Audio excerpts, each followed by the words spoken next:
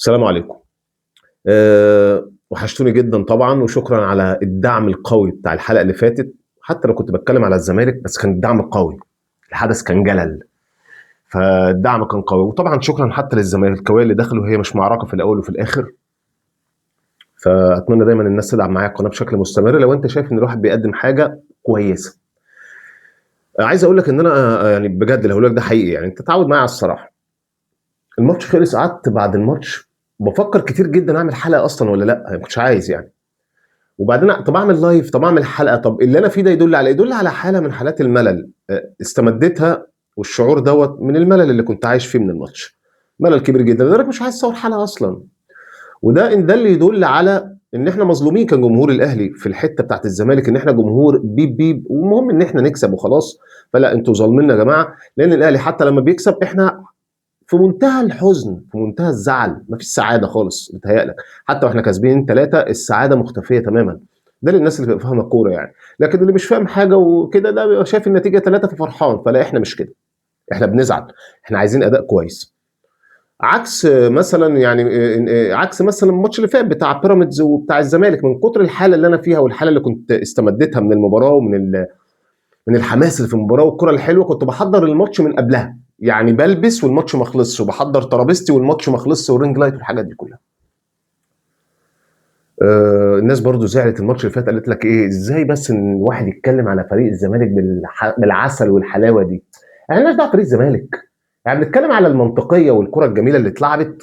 وعلى فكره ده شهد بالكلام دوت ناس كتير جدا في ماتش الزمالك وبيراميدز، كله اتكلم على الاداء اللي كان اكثر من رائع للزمالك. اما النقطه بتاعت النقطه ان الزمالك بيعمل حاجه عكس المنطق، هي مش عكس المنطق خالص، مش عكس المنطق، لا. هو الزمالك بيعمل بس حاجه تعتبر متميزه، حاجه بس متميزه طبقا اللي هو بيمر بيه. تعال نخش على ماتش الاهلي. الحقيقه انا بكلمك وانا زي ما انت شايف كده هوت يعني في حاله من الملل غير طبيعيه، وبنفس العنوان اللي انت شايفه في الحلقه. بالرغم انك كسبان ثلاثه، الا ان مفيش سعاده، فعلا مفيش سعاده خالص. والله بجد بكلمك بجد يعني. خلاص، والله قاعد قدام المباراه المفروض ابقى قاعد بكتب وبأيد ومركز وتفاصيل ديتيلز، والله قاعد عامل كده ونايم وجايب المخده واقوم اكتب حاجه يا جدع. حاجه خلاص بقى بجد، والله الواحد قرف. سيبك من نتيجه ثلاثه، عايز تفرح بالثلاثه دول وانت بتلاعب المقاولين التعبان افرح. عايز تهيص وتقول انا بلاعب المقاولين الضايع، الغلابه كرويا غلابه. عارف اغنيه بتاعت الشهيد المنسي، بطل وجنبه احنا غلابه؟ اهو بطل المفروض الاهلي وجنبه كلهم غلابه. بتوع المقاولين فريق غلبان قوي، ضايع. المفروض تكون طالعان ماتش زي دوت كسبان لك ايه. ده حقيقي اللي بقوله لك، طبقا للسكواد والناس اللي معاك، أربعة خمسة صافيين، ما مش داخل فيك اجوان، ما عندكش جون دخل فيك ومشكوك فيه يا عيني انه تسلل على الشعره، زي الجون بتاع زد اللي بعد كده اكتشفنا ان الجون بتاع زد اصلا جون، اللي كان معمول مرتده اللي كانت ولا اروع، ان هو اكتشفنا انه كان جون اصلا. ده كان المفروض الطبيعي نطلع بيه كده. فابدا ما بنفرحش بالنتيجه بتاعت الثلاثه، وابدا مش جمهور بيب بيب، وابدا بنبقى عايزين الاهلي يقدم كره حلوه ممتعه ما بنشوفهاش بقالنا فتره. خلاص كلنا عندنا شغل الملل، يعني قاعد مستني الماتش لما يجي، وانا متاكد ان هشوف نفس ده. خلاص بصوا يا جماعه، تعالوا نتفق على حاجه، لا تنتظر من الاهلي عرض جيد. خلاص، انت لما يكسب الاهلي قوم اتكل على الله، هو كسب. تبقى سعيد على الاقل فرقتك بتكسب ومكمله، لكن هتستنى عرض وحاجات جميله ما تستناهاش. اتفرج على فرقه تانية، روح شجع فرقه تانية، او شجع فرقتك زي ما هي، وحبنا للاهلي عمره ما هيتغير. ولكن لما تبقى عايز تتفرج على كوره كويسه اتفرج على فرق تانية. خلاص، قدرك يمكن تكون فتره مؤقته وتعدي، ما احناش عارفين. احنا حاليا دلوقتي ما احناش عارفين امتى الفتره بتاعت الاهلي دي تتعدي. خلاص، حاله من الحالات. كل انا ما انا طالع بكلمك وانا عندي ملل. اكلمك في ايه في الماتش؟ اكلمك في ايه؟ اكلمك في ايه في ايه بتبي كروي؟ اكلمك في ايه؟ احلل لك ايه؟ احلل البتبي. البتبي عاده لما بيتحلل يا اما واحد بيقول لك عنده ديدان في المعده، يا اما واحد عنده جرثومه المعده. فانا هحلل لك ايه حقيقه يعني؟ لقيت كلام اقوله في ماتش بيراميدز والزمالك بمتعه. لقيت كلام بقوله وانا مستمتع. كنت تشوفني وانا في الحلقه بتكلم وانا مستمتع، مستمتع بالكوره. ما هي الكوره للايه؟ للمتعه مش للملل، ما اتعملتش للملل خالص. بدأ التشكيل كان مظبوط، التشكيل الى حد كبير كان التشكيل مظبوط الحمد لله. المره دي كان ظابط التشكيل، جدا. كان عندي اعتراض بس ايه يعني على كريم فؤاد، تقول لي ما هو محمد هاني، ما هو محمد هاني موجود. انا عندي اعتراض على فكره اصلا عدم وجود اي حد غير محمد هاني. محمد هاني بيثبت ان لا بديل له في النادي الاهلي، ولا بقى كريم فؤاد ده اسم ملحن، ولا احمد عيد ده اسم ممثل. الاثنين دول ما لهمش دعوه بالموضوع خالص. فده بس يمكن كان الاعتراض الوحيد، والراجل يا عيني نزل اتصاب ونزل احمد عيد، من ده لده ما فيش فرق خالص بينهم وهما الاثنين يعني ما فيش فرق بين ده وبين ده. يعني على فكره احمد عيد ده من غلطه اكبر من امام عاشور. كان حاطط ثلاثه في نص الملعب، وحاطط امام عاشور في مكانه، وتريزيجيه في مكانه، وزيزو في مكانه. كل حاجه متظبطه زي ما انا بنادي بيها بالظبط، كله متظبط متسيستم جدا على المشنكاح. مش ان كان ان انت تبتدي تضرب وتجيب اجوان وتبتدي تعمل مباراه ممتعه وتبتدي تمتع الجمهور. بقى بتلعب فرقه يعني واقعه خالص.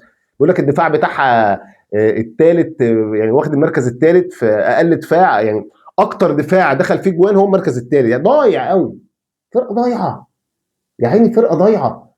وانا قاعد عندي والله بقى كلمه الملل خلاص انا حتى زهقت منها. تعالى بقى اعد معاك كده اهوت. طبعا خرج كريم فؤاد. عندك لحد الدقيقه كام؟ لحد الدقيقه كتير قوي بقى. عندك لحد ما جه الجون، لحد ما جه الجون. خلي بالك هو انا مش هتكلم كتير في الماتش، الماتش مفيش حاجه كتيره تتكلم فيها اصلا. انا كاتب لك ايه بقى؟ ملل كروي. الملل الكروي اللي انا عايشه عارف لما عارف اكتر حاجه انا بحس بيها في الملل ايه؟ انا عن نفسي لما حد يقول لي قشر لي البيض، بجد قشر لي البيض. يعني انا كمان ما بحبش البيض المسلوق اصلا، يعني ممكن اكله بالبسطرمه تغير طعمه. فلما حد يقول لي قشر لي البيضه دي، يا على الملل. تقعد بقى تجيب واحده واحده، يقول لك اعملها لي كده اهوت عشان الجلده بتاع الصغيره دي تطلع منها، فتكر معاك على طول القشر، وحته وباظت وفتحت منك ولا وطلعت بريشت. عارف ملل كروي قاعد بيتقدم من النادي الاهلي غير طبيعي. هو يعني الاهلي هو يا جدعان، يا جدعان بجد كده كتير. اوفر موت. مش ممكن كل ماتش انت يا ابن الذين عرفتك مفيش فرق، مفيش حاجه تتغير. اعمل لك ايه تاني؟ هو تريزيجيه في الاول كان بيلعب، يعني هو الجون اللي جابه تريزيجيه وانتهى الموضوع على كده يعني. هو تريزيجيه اللقطه بتاعت تريزيجيه وبس. انت هو مفيش اي حاجه بتتغير. بتلعب فرقه تقيله، بتلعب فرقه مش تقيله، هو نفس الكره الممله بتاعتك، نفس التحضير الممل في نص الملعب، نفس الكره اللي بتمسكها وتقعد مش عارف تعمل بيها ايه خالص في نص الملعب. هو زيزو اللي من ساعه ما جالنا الفرقه بتاعتنا مش عارفين ماله. هل هو انتهى الصلاحيه؟ مالك يا ابني؟ فيك ايه؟ انت كنت اون فاير، كنت بتطلع صواعق نار وانت في الزمالك. ايه اللي جرالك؟ مش ممكن. وهي عين الجبل الوحيد اللي بنلعب عليه بتاع تريزيجيه. خلاص ادي تريزيجيه. حتى الواد امام عاشور اللي قلنا يعني الواد يعني هو الوحيد اللي كان شغال في النادي الاهلي وبتاع، مش ملوش مزاج، مش عايز. باين عليه دايما، بقول لك بيبان على اللعيب وشه عدم الرضا. في حاله عدم الرضا بان. على فكره عدم الرضا ده بيبان على اي حد، يعني تحس ان البني ادم ده دايما مش راضي، دايما متضايق، دايما مش هو ده كده. حتى مستواه مش هو. هبط الواد ده زي ما يكون بيجهز لخازوق. الواد ده بيجهز لحاجه، وفعلا انا سامع الكلام ده يعني من حد يعني حد تقيل لما يقول لي الكلام دوت لازم اصدقه، ان الواد بيجهز لخازوق كبير قوي في النادي الاهلي، في بيعه، في حته كده رايحه مش راجعه. وبعدين دي حاجه مش هتفاجئني جدا خالص يعني عارف اللي هو ياكل ناسك بعد ما اكلت ناسك هزعل انا عليك. ما انت بقى عادي يعني، لو بعتني وانا كنت بالنسبه لك ايه جوز امك يعني، ما عادي. مفيش حاجه كره ممله بالنسبه للنادي الاهلي. طب سامي قمصان قال الاهلي كان في الاهلي، ابن الاهلي حافظ الاهلي. قال لك اعمل ايه؟ خلي بالك انت لما كان سامي قمصان تبقى في حيره قويه قوي. اعمل ايه؟ حافظ الفرقه، عندهم سرعات، عندهم ناس اقوياء. طب نقفل على المفاتيح ولا هاجم ولا امسك العصايه من النص؟ قال لك لا، قفل المفاتيح. وفعلا كان عامل قافل على المفاتيح، قفل على تريزيجيه. الواد رقم 4 ده اللي كان بيلعب على تريزيجيه ده كان اكتر من رائع. تريزيجيه ما جابش جون الا لما اتحرر منه وسابه وراح في حته بعيد عنه قوي. قفل عليه الدنيا. والناحيه الثانيه على زيزو الدنيا مقطوعه، كهرباء مقطوعه، مفيش. والباكات الكهرباء عندهم مقطوعه، ونص الملعب صانع اللعب بتاعك مش موجود، فمشى الجيم. لكن سامي قمصان برضو ايه، خلي بالك انا عذره، برضو انا عذره، لكن كان عنده اوفر قوي بلغت كتير جدا في الدفاع الحقيقه قدام النادي الاهلي. وانا قلت لك نصيحه قبل كده، عايز تهاجم النادي، عايز تكسب الاهلي او تعمل معاه مباراه جيده او تتعادل معاه او هاجمه يا عبيط. انا اسف يعني، مش يعني ما اقصدش انت شخصا بالتحديد، لكن اقصد اي حد. هاجم الاهلي. ما انت هاجمت يا كابتن بعد ما دخل فيك الجون. كان شكلك روعه، جبت جون وكده كده الاهلي مش موجود اصلا، فما تهاجم يا ابني، ده الدفاع بتاعه قشطه بيلقلق بيلقلق، ده احمد عيد يا راجل موجود، ناس على قد ايدك، الدنيا ملمومه ورا، جبت جون وجون اتلغى يعني، ودخل فيك الجون الاخير كفته خبطت، فكنت قريب لما هاجمت، ولكن الحقيقه كان عندك مبالغه كبيره جدا في الدفاع. كان قفل كويس على زيزو وعلى تريزيجيه. في الدقيقه 21 هجمه للنادي الاهلي من ناحيه تريزيجيه، الهجمه الاولانيه ديت كانت من لمسه يد من مروان عثمان، يعني اساسا هي كانت لمسه يد من مروان عثمان. كتبت فين الحلول، فين امام، فين التمويل الفيرود، لكننا ماسكين الكوره، ماسكين الكوره في نص الملعب، حتى وانت ماسك الكوره يعني عارف يا اخي، اقول لك حاجه، ما تمسكنيش الكوره، انا زهقت خلاص من موضوع ان انا امسك الكوره ده، العب زي الزمالك، اقول لك حاجه، العب زي الزمالك يا عم، العب زي خلاص، الزمالك دلوقتي ما بقاش يمسك الكوره. في ماتش بيراميدز الزمالك عمل ايه؟ قال لهم خدوا الكوره، يلا خدوا الكوره، هتقفلوا الملعب قدامي ومش هعرف اجيبه وبتاع وما عنديش اسلحه وما عنديش اقفل، يلا هلعب على المرتدات، فلاهم مرتدات، مش ممكن، عمل اللي هو عايزه بالمرتدات خلاص. هتقول لي بقى يعني بكلمك كل ده في الشوط الاول والدنيا مقفوله، هتقول لي الفرق بتقفل قدامي، اقول لك يا عم خلاص العب على المرتدات واستغل السرعات اللي عندك، يمكن شكلنا في الملعب يبقى افضل من كده، انما انا افضل ماسك كوره بلا طعم. انت عمال تمسك كوره، يا ريتني مثلا ايه الواحد يمسك كوره انا عمال اقوم واتنطط واقول انا نايم على الكنبه. الهدف بتاع تريزيجيه من عرضيه امام من سروب العمري داخل حط السرو لامام، المدافع جه يطلعها عدت، امام مسكها رفعها، تريزيجيه جايه له كده حطها عكس اتجاه اللعب، يعني عمل الصح جدا، حطها على الثابته بتاعت الجون، فنوي ان الجون يمسكها يعني، والكره طالعه قام طالع ركبها وجت جون. فانا بقول لكم انا نقطه يا جماعه، لعيبه تريزيجيه فيرود، دي نصيحه مني للنادي الاهلي، تريزيجيه امكانياته في ال 18 هايله، تسديداته الاكيوريشن بتاعها والدقه رائعه، الدماغ بتاعته كلها بترشق، التيك اوف بتاعه تيك اوف بيركب حلو، ليه ما تلعبوش وتستفاد بيه ونبتدي نغير الفكره؟ عادي جرب يا بيه، مش مشكله، لعبه واستفاد بالمركز بتاعه، تبقى استفدت في الملعب بحاجات كتير قوي. شوف يا سلام، لعب بقى بن شرقي مكانه، لعب هو قدام، تقدر تستفاد بيه لانه الحقيقه بيأدي دور الفيرود حلو قوي. انتفض المقاولين بعد الهدف لنهايه المباراه، يمكن حتى من الاجوان اللي دخلت كان هو اللي منتفض وقدر يوصل للجون وقدر يهدد وقدر يجيب. فانا بكلم كل الفرق النهارده يا جماعه، انت ليه بتدافع؟ ليه بتدافع لما يبقى عندك امكانيات هجوميه وتقدر تعمل، وبعدين لما يجي فيك جون الجو البلدي بقى افضل نام ورا، لما يجي جون اطلع ابتدي اجيب، ايه ده؟ مش بتكلم عموما الفرق، العبوا كوره يا جماعه، يا مدربين مصريين لعب فرقتك كوره. ما انت قدام الاهلي وقدرت تعمل حاجه، انتفض، لكن زي ما بقول لك كانوا هم كمان غلابه كرويا، يعني غلبانين قوي، امكانيات ضعيفه للاعبين قدام، قليلين، لعيبه قليله. الاهلي هو الاهلي بعد ما جاب الجون هو بالظبط، مفيش اي تغيير حصل عليه، هي الجون اللي جه في خلال الماتش كله كان عندك هجمه مع الجون، والهجمه اساسا لمسه في ايد مروان عثمان من الاول فطلعها بره اللعبه، فانت كان عندك في الشوط الاولاني كله الجون اللي انت جبته، وهذا يعكس لك حاله النادي الاهلي اللي فيه، حاله للنادي الاهلي العجيبه اللي بيمر بيها، اللي خلت الجمهور قاعد النهارده يعني زهقان وقرفان وعيب يقول كلام اكتر من كده، عيب بقى، ما هو عيب بجد.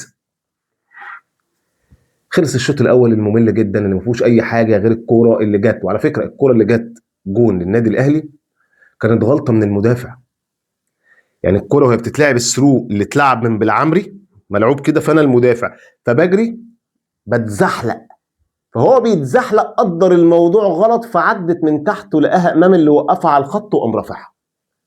يعني عايز اقول لك ان الجون حتى كمان كانت غلطه كبيره جدا من المدافع، لان الكوره كانت ممكن تتقطع. الشوط الثاني في الدقيقه 51 هدف التعادل من المقاولين، واول كوره ليهم في المباراه، اول كوره ليهم في المباراه الناحيه اليمين عندهم، الواد بيخش لو الجون كده، الواد دخل لعبها للقادمون من الخلف اللي هو انا كنت واقف فاضي، حطها مدارس على كلمه مدارس بتاعت بلاي ستيشن 2 سكولز والناس دي من بره، قام عاملها في الجون، دخل الجون. الاهلي بعد الهدف هو برضه، بل بالعكس بقى بيلعب على المرتدات كعاده النادي الاهلي، ابتدى يعني كده ابتدى يلعب ورا على المرتدات، والمقاولين ضاغط، المقاولين ضاغط. انا اسف جدا يا جماعه، انا اسف جدا، مش ده الهدف، ده اعتقد الهدف الملغي، انا اسف، في الدقيقه 51 الهدف الملغي اللي وقفنا فيه كتير كتير كتير كتير، الكره نزلت والواد دخل حطها في ال 18، والحكم وقف فتره كبيره قوي يا جماعه لحد ما الواحد اصابه حاله من حالات الملل، لحد ما الفار روم ابتدت تقول له ان الكره اوف سايد، وابتدوا يرسموا الخط، وقال لك اصلها على شعره على همسه على، مهم يعني الجون اتحسب اوف سايد. ولكن باوفسايد ولا من غير اوفسايد انا مع النادي الاهلي. ما ينفعش ان انا اكسب ماتش وانا مثلا، او مش النادي الاهلي مش هو اللي المفروض يقف على ضربه جزاء او يقف على اوفسايد او يقف، او النادي الاهلي المفروض بدون شكوك وبدون اي كوره فيها شك. المفروض النادي الاهلي مع فرق معينه يا جماعه في الدوري لازم يكون طلعان كسبان نتيجه مرتاحه جدا، ولكن الهدف اتلغى، ومع ذلك فضل ظهور للمقاولين واختفاء للاهلي. والاهلي بقول لك بقى بيلعب على المرتده، ما من ضمن الحاجات اللي تجننك برضه. يعني من ضمن الحاجات اللي تجننك برضه انك تلاقي الاهلي الاهلي الكبير بقى جاب جون بيلعب على المرتده، والمدرب اللي عندك بره بيقف لما بتيجي الكاميرا عليه كميه تفكير يا جماعه، بيزهن تزهين. اللي يشوف الواد ده هو بيزهن يحس الواد ده طالب في ثانويه عامه وماسك كتاب الفيزياء والكيمياء بيخطط تخطيط فظيع، بيخطط. تبص على كميه التزهين اللي بيعملها وبتاع، ابص في الملعب بلاقي حاجات تانية خالص. عارف اللي هم فتحوا محمد هنيدي فيلم وش اجرام لما كانوا بيحققوا معاه، حاطينه على جهاز كشف الكذبه، في بيبصوا على دماغه لقوا دماغه فيها كرتون توم وجيري بيجري. في الدقيقه 62 تسديده من زيزو، هي يا عمونا 62 من الشوط الثاني، هي حاجه كده اهوت، امام داس وحطها له. زيزو عامل واحده، فينك يا عم من الصبح؟ ده 65 خرج زيزو ونزل بن شرقي وطلع ديانج ونزل بن رمضان. والله ما اعرف انه بيلعب، والله لحد ما الماتش انتهى ما اعرف ان بن رمضان بيلعب اصلا. كلهم كانوا سيئين. قلت لك ان في مشكله في امام، قبل ما يجيب امام الجون في الدقيقه 71 كنت كاتب ان امام عنده مشكله. زي ما بقول لك امام في حاجه غلط عنده، في حاجه بتتحضر، في خازوق بيتحضر للنادي الاهلي. وحاجه كمان امام لاعب زي ما بقول لك، امام اتفرج على امام كده، ده لعيب 8 قوي، لعيب 8 قوي يا جماعه، 8 على ابوه، 8 من اللي بيفرد. يعني ايه بيفرد؟ 8 دوت عامل ازاي؟ بيقعد يفرد بالطول ويعني على قدامه وعلى ورا، عنده سبرنتات قويه وبيرجع بيدافع، واستخلاصه للكره بيبقى عالي قوي برضه. زي كمان انطلاقاته بتبقى حلوه، لعيب بيبقى بيعرف يشوط. امام عاشور 8 على ابوه كرويا بقى، بس مش 10، مش 10، لا مش 10. وما زلنا بننبح صوتنا لحد النهارده وبنقول لكم من غير صانع لعب احنا اموات. اقفوا بقى وبطل تجيب بقى مهاجمين بقى، ارحمونا بقى، بلا مهاجمين بلا بتاع. هو الواد مروان ده جات له كوره اصلا؟ ما تقرفوناش بقى بالله عليكم. الواحد اصلا طلع قرفان مش عايز يتكلم. يا عم روح هات لك 2 صناع لعب، صناع لعب. مشيت قفشه ليه؟ كنت تسيبه يا عم، هو موجود، هيلعب بكره اهو في الاتحاد، يلعب في مكانه صانع لعب وهتشوفه. يا راجل بقى ارحمونا، هاتوا لنا صانع لعب بقى. لحد النهارده كل الكوادر اللي موجوده في النادي الاهلي مش قادره تعرف السر، يقول لك انا الوحيد اللي عارف السر. ايه السر؟ هو السر يا كابتن ان النادي الاهلي بدون صانع لعب ما بيلعبش كوره، ما بيلعبش كوره. طب الزمالك بدون لعيبه مهاريه مش موجود، هو كده، هو بيحب كده يا جماعه، هو دي كورته، هي دي حياته. انا من غير صانع لعب اموات، مش موجود. ده 21 هدف امام عاشور الرائع من لمسه بن شرقي اللي دخل ولا امام عاشور قام حاططها له، داس عليها امام وبوم بالطرشه بتاعت امام جاب جون حلو قوي. ده 80 خرج تريزيجيه ونزل الشحات، ما كانش موجود برضه تريزيجيه على فكره، هو الجون اللي جابه ما كانش موجود خالص. مروان عطيه خرج ونزل النجم الكبير طبعا اللي هو كان المفروض ينزل علشان نغير نتيجه المباراه، كوكا النجم الكبير. في الدقيقه 85 هدف المقاولين العربي الجميل زي ما اقول لك، اتلعبت كده اهوت، الواد دخل حطها برجله.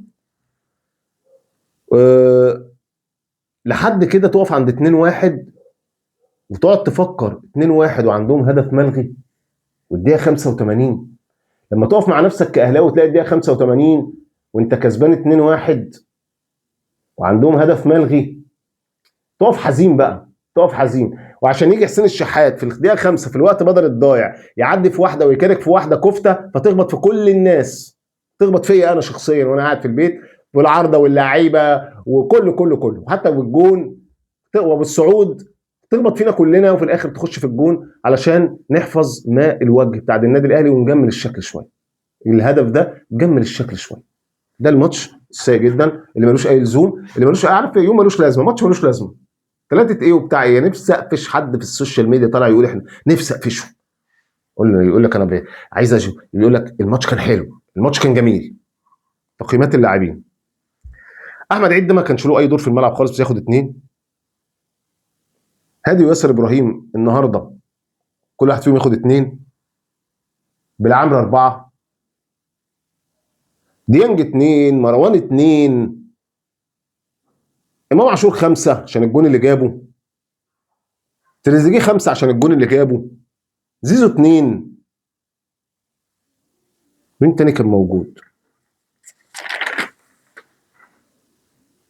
تعال كده نشوف تاني. بن شرقي لما نزل بيلعب في مكان زي ما بقول لك مش بتاعه، عمل كرة في الاخر كانت جميله جدا، اللي انطلق بيها ديت 3 بن رمضان 0.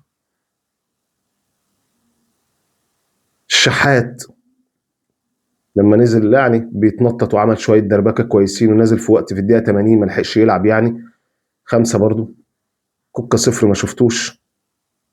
دي الناس اللي كانت موجوده. احنا كجمهور خلاص عندنا حاله من حالات الملل. انا عندي حاله من حالات الملل. بعد كده اي ماتش هشوفه في الدوري لاي فرقتين بقى بيلعبوا كوره كويسه انا هطلع اتكلم عليه عشان اراضي نفسي واحس ان انا مبسوط، لان انا راجل بحب اصلا الكوره اساسا. انا بحب الكوره يعني انا اهلاوي وكل حاجه، الا ان انا بعشق الكوره وبحب الكوره وبفهم كويس جدا في الكوره.